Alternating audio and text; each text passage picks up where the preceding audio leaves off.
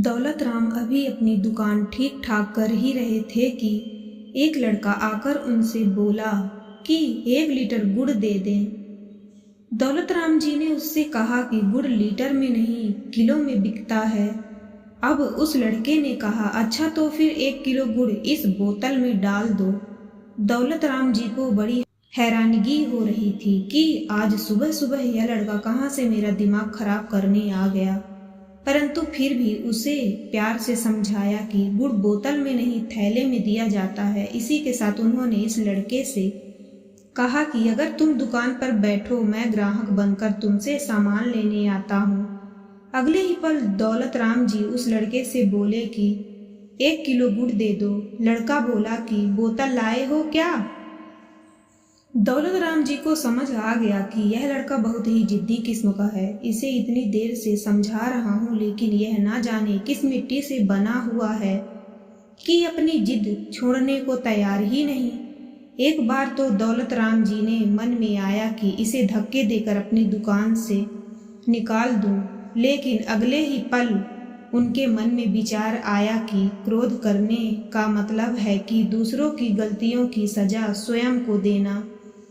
इस विचार के मन में आते ही उन्होंने उस लड़के से कहा कि मैं तुम्हें एक जिद्दी राजा की कहानी सुनाता हूँ। यह लड़का भी खुशी खुशी कहानी सुनने के लिए बैठ गया। दौलत राम जी ने कहा कि एक बार एक राजा था, वह बहुत पूजा पाठ करता था। एक दिन भगवान उसकी तपस्या से खुश होकर उससे बोले कि राजन, तुम जो भी मांगना चाहो मांग सकते हो, हम तुम्हारी हर ख्वाहिश पूरी करेंगे। इस राजा ने कहा कि फिर आप मुझे ऐसा वरदान दो कि मैं सदा के लिए अमर हो जाऊं, दुनिया की कोई भी ताकत मुझे कभी भी मार ना सके। भगवान ने कहा कि यह काम तो बहुत मुश्किल है, लेकिन हम फिर भी अपना वादा पूरा करेंगे। इस वरदान को पाने के लिए तुम्हें एक शर्त पूरी करनी होगी। आज सूर्य छिपने से पहले यदि तुम अपने राज्य की सीमा से बाहर निकल जाते हो तो तुम सदा सदा के लिए अमर हो जाओगे, परंतु यदि तुम ऐसा नहीं कर पाए तो फिर मैं तुम्हें मौत के चंगुल से नहीं बचा पाऊंगा। यह वरदान पाते ही राजा ने अपने सबसे विश्वसनीय मंत्री को बुलाकर सारा किस्सा सुनाया। उस मंत्री ने कहा कि हमारे महल में कई अच्छे घोड़े हैं, लेकिन सबसे अधिक भरोसे वाला आपका सफेद घोड़ा है। आप उस पर बैठकर राज्य की सीमा आसानी से पार कर सकते हो। राजा ने मंत्री से कहा कि हमारे पास सबसे तेज दौड़ने वाला तो काला घोड़ा है, फिर तुम मुझे सफेद घोड़े पर जाने के लिए क्यों कह रहे हो? मंत्री ने अपनी राय देते हुए कहा कि काला घोड़ा थोड़ा पागल किस्म का है, उसके ऊपर हम अधिक भरोसा नहीं कर सकते। राजा ने मंत्री को डांटने के साथ उसकी हिदायत को अनदेखा करते हुए काले घोड़े पर बैठकर राज्य की सीमा से बाहर जाने का फैसला कर लिया।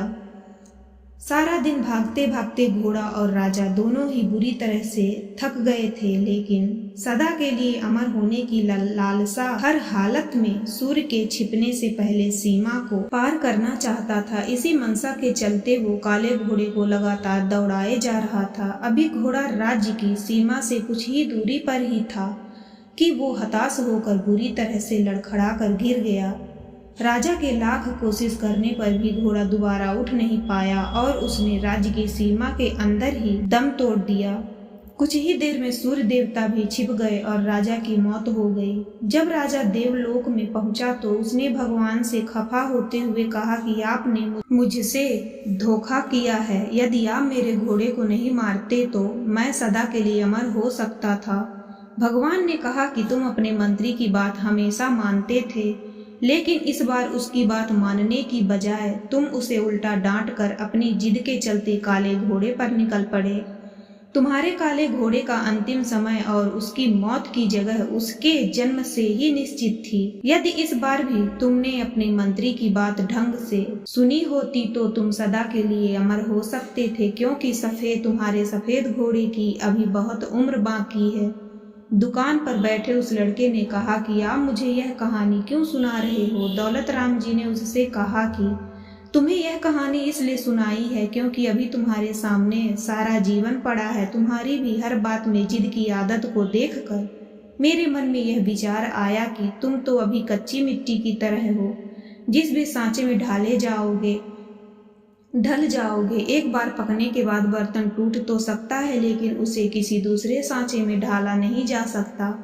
लड़के को भी जब यह बात समझ आई तो उसने हाथ जोड़कर कहा कि आप तो मेरे गुरु समान हो, आज से मैं ही सब कुछ करूंगा जो कुछ आप सिखाएंगे। दौलत राम जी ने कहा कि फिर आज से यह वादा करो कि कभी भी जिद और गुस्सा नहीं करोगे, क्योंकि जिद और गुस्से में क्रोधित व्यक्ति अपना मुंह तो खोल लेता है परंतु उसकी आंखें बंद हो जाती हैं।